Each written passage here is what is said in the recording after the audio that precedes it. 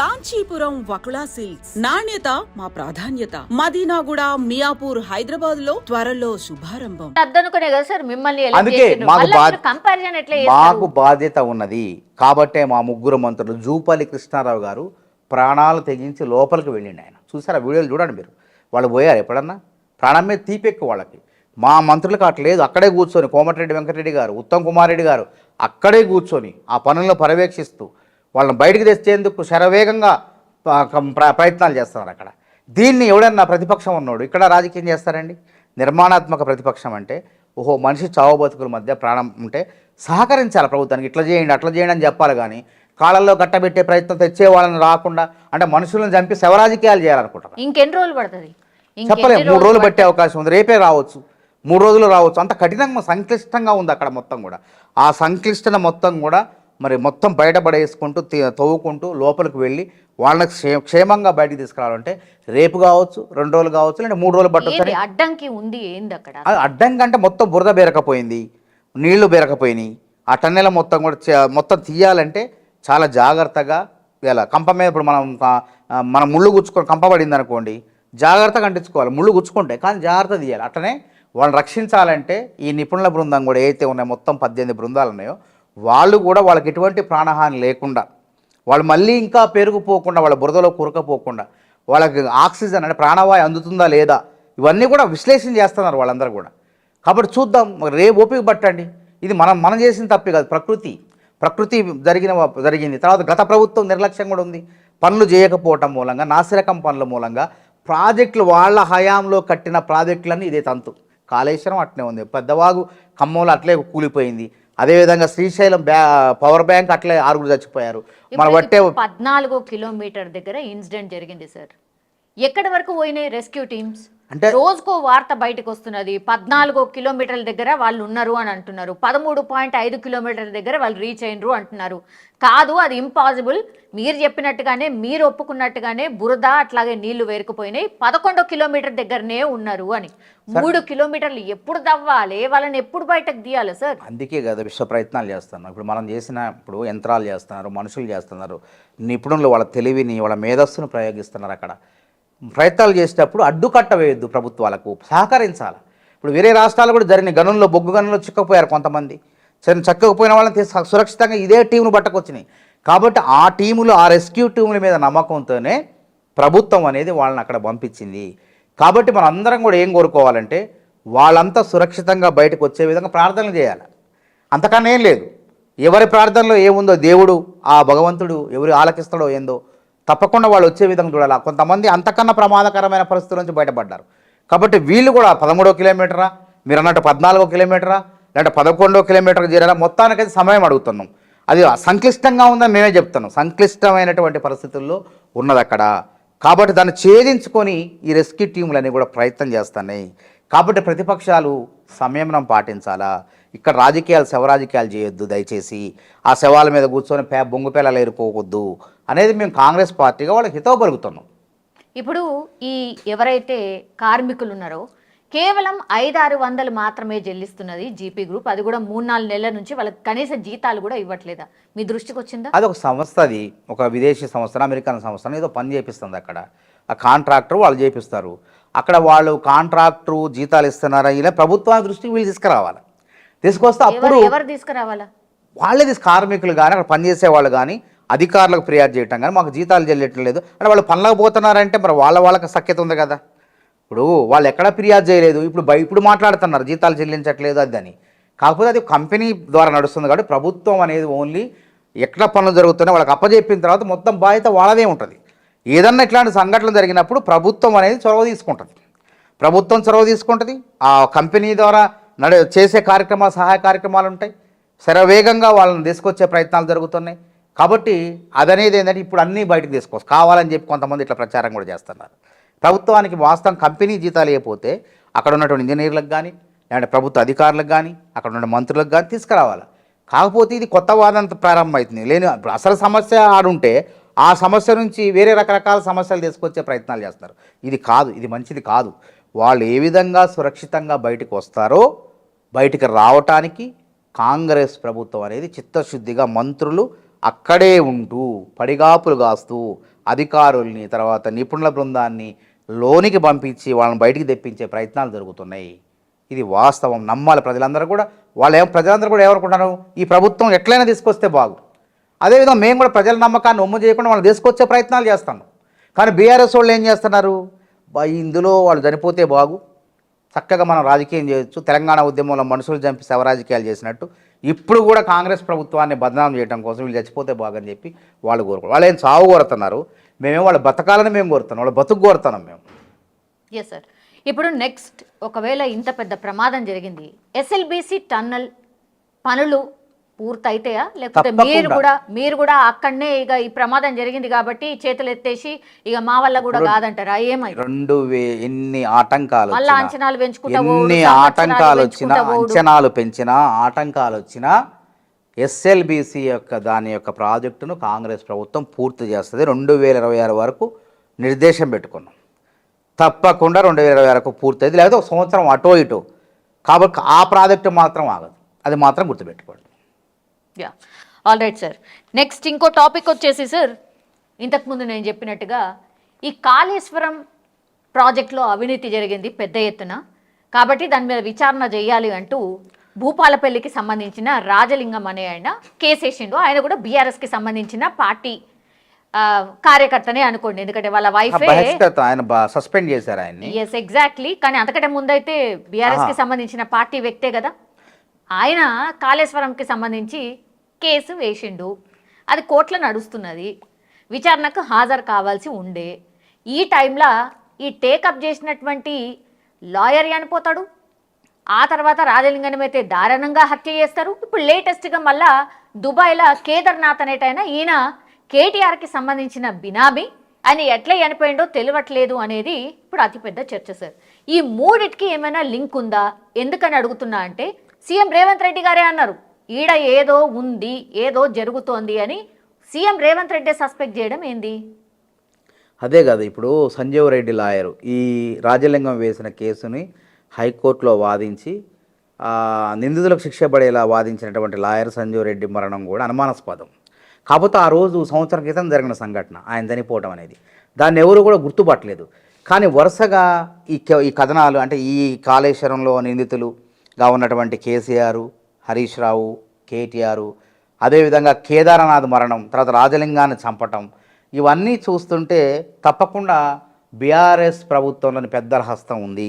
పనిచేసిన కీలకమైనటువంటి వాళ్ళు కేటీఆర్, హరీష్ రావు, కేటీఆర్ గారి హస్తం ఉందని చెప్పి అర్థం. ఎందుకంటే పినాకిని ఘోష్ ఒక విచారణ ఒక పక్క జరుగుతుంది, జస్టిస్ అది కమిటీ, వాళ్ళు ఆ విచారణలో కూడా ఏం చేస్తుంది, అందరు కూడా మా ఇంజనీర్లు అందరూ చేతులు ఎత్తేసారు, మా తప్పు కాదు, ఇది మొత్తం పూర్తిగా కేసీఆర్ గారి బాధ్యత, ఆయనే రీడిజైన్ చేసిన ఉంది, ఆయనే, మేము చేయలేదు, ఈ తప్పు మొత్తం మా చేతుల్లో లేదు అని చెప్పి వాళ్ళందరూ కూడా ఒప్పుకోవడం జరిగింది, సంతకాలు పెట్టడం జరిగింది. అసలు project detailed project report DPR, దానికి ఎంత ఖర్చు పెట్టారు, అక్కడ అవినీతి.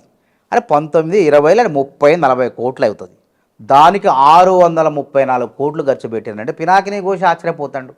ఆ జస్టిస్ ఆయన చెంత నీతివంతుడు, నిజాయితీపరుడు, ఆయన ఆశ్చర్యపోయి ఎట్లయింది ఇది అంటే ఇక్కడ జరిగింది, అవినీతి జరిగింది. ఒక ఇంజనీర్ని అడిగితే ఎంత అంచనాలంటే ఆయన 19 కోట్లు 20 కోట్లు అని చెప్తాడు.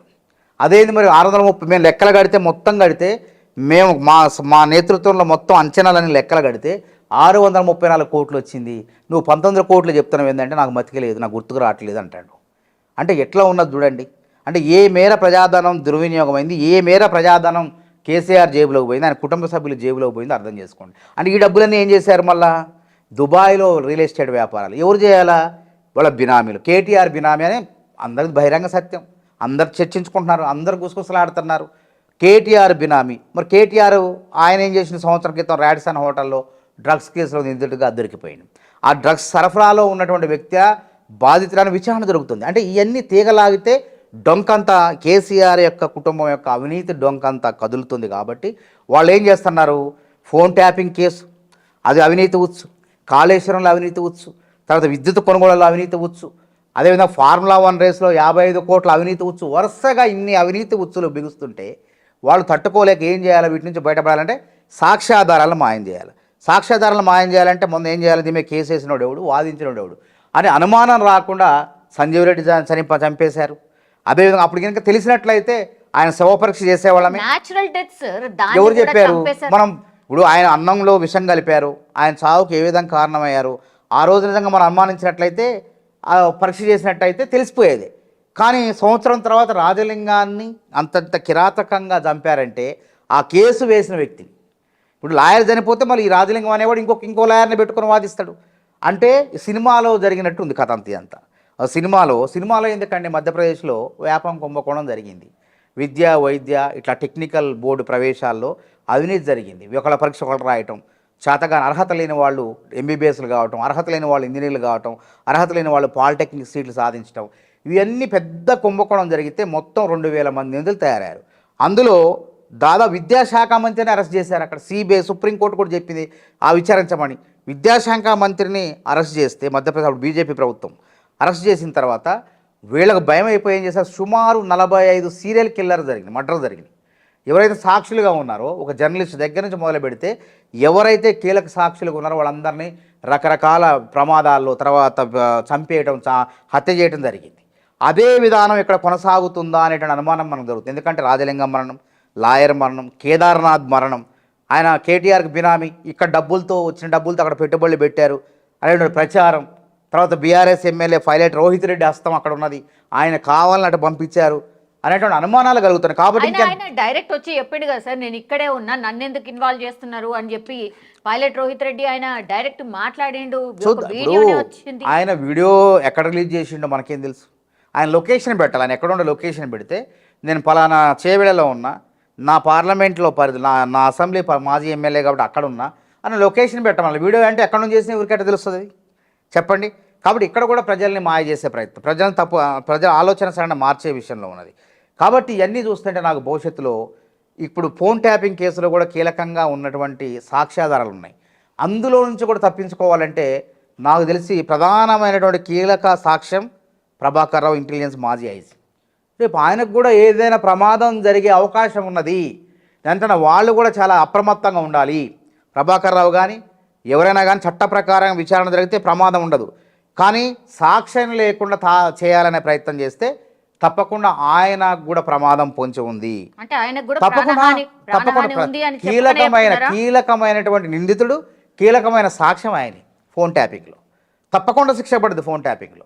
కాబట్టి ఆ శిక్ష నుంచి తప్పించుకోవాలంటే ఎవరైతే నేరస్తులు ఉన్నారో బీఆర్ఎస్ పార్టీకి సంబంధించిన వాళ్ళు తప్పించుకోవాలంటే ఏం చేయాలా? కీలక సాక్ష్యాన్ని మాయం చేయాలి. కాబట్టి ప్రభాకర్ రావు ప్రాణానికి కూడా ప్రమాదం ఉంది.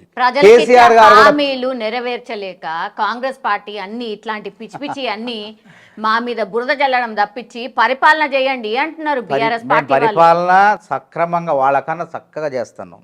వాళ్ళ అవినీతి భాగవతం మొత్తం బయట పెడతాయంటే తట్టుకోలేక ఏం చేయలేక ఇట్లా ఈ విధంగా వాళ్ళదైనటువంటి మీడియాలో దుష్ప్రచారం చేస్తారు. కాయగున్న ఇందిరమ్మ ఇల్లు కట్టబోతున్నాం, వాళ్ళు కట్టలేకపోయారు. డబుల్ బెడ్రూమ్ ఇల్లు 20 లక్షల ఇల్లు కట్టబోతున్నాం. అదేవిధంగా సుమారు 53 లక్షల మంది గృహజ్యోతి పథకం ద్వారా ఉచిత విద్యుత్ ఇస్తున్నాం 200 యూనిట్ల వరకు. అదేవిధంగా 45 లక్షల మందికి 500కే సబ్సిడీ సిలిండర్ ఇస్తున్నాం. 25 లక్షల మందికి రుణమాఫీ చేసినాం, 2 లక్షల రుణమాఫీ చేసినాం. ఇంకా అరకొర మిగిలితే వాళ్ళకు కూడా చేస్తానంటున్నాం. ఇప్పటికి 45 లక్షల మందికి రైతు భరోసా కార్యక్రమాన్ని ప్రారంభించడం, అందుతో 45 లక్షల మంది ఖాతాలో డబ్బులు వేసినాం. ఇంకా మిగతా వాళ్ళకు కూడా అమ్ముతున్నాయి, 3 ఎకరాలు 4 ఎకరాల వాళ్ళకి అందుతున్నాయి. ఇన్ని చేస్తున్నప్పుడు అట్లనే ఉంటుంది ప్రచారం. ఇప్పుడు నిదానంగా సత్యం అనేది నిదానంగా తెలుస్తుంది, విష ప్రచారం అనేది ముందుగా ప్రచారం అయింది. కాబట్టి వీళ్ళు చేస్తున్నటువంటి వీళ్ళ కేసుల నుంచి తప్పించుకోవడం కోసం, వీళ్ళ అవినీతి ఉచ్చు నుంచి తప్పించుకోవడం కోసం ఈ విధంగా ప్రభుత్వం పైన విష ప్రచారం చేస్తున్నారు. కాబట్టి మేమేం చేసినాం, మేము ఎట్లా అధికారంలోకి వచ్చినాం, ప్రజలకు చెప్పినాం కేసీఆర్ ప్రజాధనాన్ని దుర్వినియోగం చేస్తాడు, కాళేశ్వరంలో కమిషన్ తీసుకున్నాడు, ప్రతి దాంట్లో విద్యుత్ కొనుగోలు అవినీతి చేసుకున్నాడు, మేము పోరాటం చేస్తాం, వాళ్ళు శిక్షిస్తామన్నాం.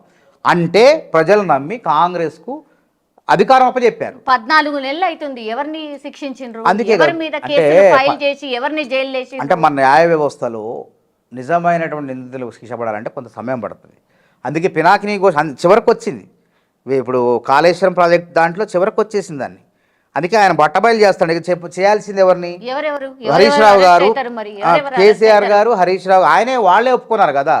అద్భుతమైన ఇంజనీరింగ్ ప్రతిభ కనబరిచి రీడిజైన్ చేసింది కేసీఆర్ గారు అని చెప్పి వాళ్ళందరూ కితాబు ఇచ్చుకున్నారు. నీటిపారుదల శాఖ మంత్రులు, అందరూ మాజీ మంత్రులు, వాళ్ళంతా కూడా ఇచ్చుకున్నారు.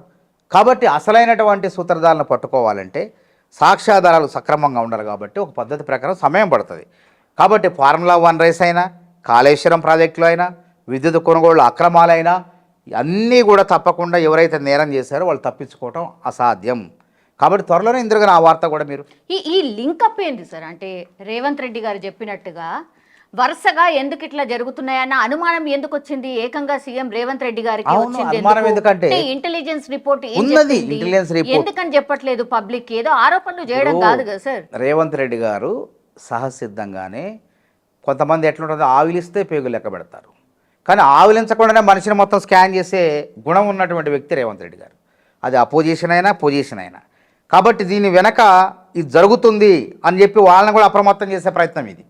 ఎవరైతే కీలకంగా వివిధ కేసుల్లో నిందితులుగా సాక్ష్యాలుగా ఉన్నారో మీరు కూడా జాగ్రత్తగా ఉండండి, మీకు ప్రమాదం పొంచి ఉందని వాళ్ళని జాగ్రత్తగా ఉండమని ఒక హెచ్చరిక అన్నట్టు. తర్వాత ప్రభుత్వ యంత్రాంగం కూడా, పోలీస్ యంత్రాంగం కూడా వాళ్ళని కాపాడుకునే ప్రయత్నంలో, వాళ్ళకి రక్షణ ఇచ్చేటువంటి ప్రయత్నంలో భాగంగా జరిగే ఏర్పాట్లు ఉన్నాయి ఇవన్నీ కూడా. ఎందుకంటే కీలక నిందితులకు సాక్ష్యాలు కాబట్టి ఆ సాక్షుల్ని కాపాడుకోవాల్సిన బాధ్యత ప్రభుత్వానికి ఉంది. కాబట్టి కేసీఆర్ గారు అమెరికా ప్రయాణం వెనక కూడా అనేక మతలబులు ఉన్నాయి. రేపు ప్రభాకర్ రావు గారిని మనసు మార్చవచ్చు, లేకుండా మనిషిని దుబాయ్లో కేదార్నాథ్, ఇలా కేదార్నాథ్ దుబాయ్లో జరిగిపోతే ప్రభాకర్ రావు గారికి ఏమైనా కావచ్చు. కాబట్టి అప్రమత్తత, మనం అందుకే ప్రమాదం జరిగే ముందు అప్రమత్త అంటారు కదా, మనం హెచ్చరిక చేస్తాం కదా, అట్లనే హెచ్చరిక చేసినట్టు అనుకోవాలి. కేదార్నాథ్ ఎట్లా చనిపోయిండు? తప్పకుండా అందులో హస్తం ఉంది. ఆ దుబాయ్ ప్రభుత్వం విచారణ జరుగుతుంది అక్కడ. అతను మరణం వెనక ఎవరున్నారు ఏందనేది కూడా జరుగుతుంది. దుబాయ్లో చాలా కఠినంగా ఉంటాయి శిక్షలు దుబాయ్లో ఇట్లాంటి నేరాలు. కాబట్టి మనం ఎందుకు వెయిట్ చేయాలి, చూద్దాం, తొందర ఎందుకు, ఎప్పుడు వస్తుంది దానికి సంబంధించి అదే చూద్దాం. ఇక దాని మన ప్రభుత్వం కూడా, మన పోలీస్ యంత్రాంగం కూడా దాని మీద దృష్టి పెట్టింది. ఇక్కడ పోలీసులు కూడా అక్కడికి వెళ్తారు, పూర్తి విషయాలు తెలుసుకుంటారు. తెలుసుకున్న తర్వాత అక్కడ వాళ్ళకి సహకరించే విధంగా ఏమైనా ఉంటే ఇక్కడ ఆధారాలు కూడా ఆలకిస్తారు. కాబట్టి తప్పకుండా తప్పించుకోవడం కష్టం, అసాధ్యం ఇది. ఇప్పుడు ఏంటంటే ఒక అబద్ధం ఆడబోయి 100 అబద్ధాలు అన్నట్టు కథ ఇదంతా. ఒకటే అబద్ధం ఆడ తప్పించుకుందాం అనుకుంటే మళ్ళీ అబద్ధం వెనక అబద్ధం. ఒక నేరం చేసి ఇంకా దాన్ని తప్పించుకోవడం కోసం 100 నేరాలు చేస్తారు వీళ్ళు. ఆ నేరంతో జరిగింది దాని విచారణ జరిగి ఎదుర్కొంటే మంచిది, కానీ ఆ విచారణ తప్పించుకోవడం కోసం అందులో సాక్ష్యాధారాలను మాయం చేసుకుంటే ఇంకో 100 నేరాలు చేస్తున్నారు. దానివల్ల ఇంకా బలంగా ఏర్పడుతుంది అక్కడ. కాబట్టి రేవంత్ రెడ్డి గారు ఆలోచన కరెక్టు, ఆలోచనలో అప్రమత్తం చేస్తున్నారు. నేరస్తులు, సాక్షులు ఏమైనా ఉంటే జాగ్రత్తగా ఉండండి అని చెప్పినట్టు ఇది. Thank you sir, thank you so much. నమస్తే.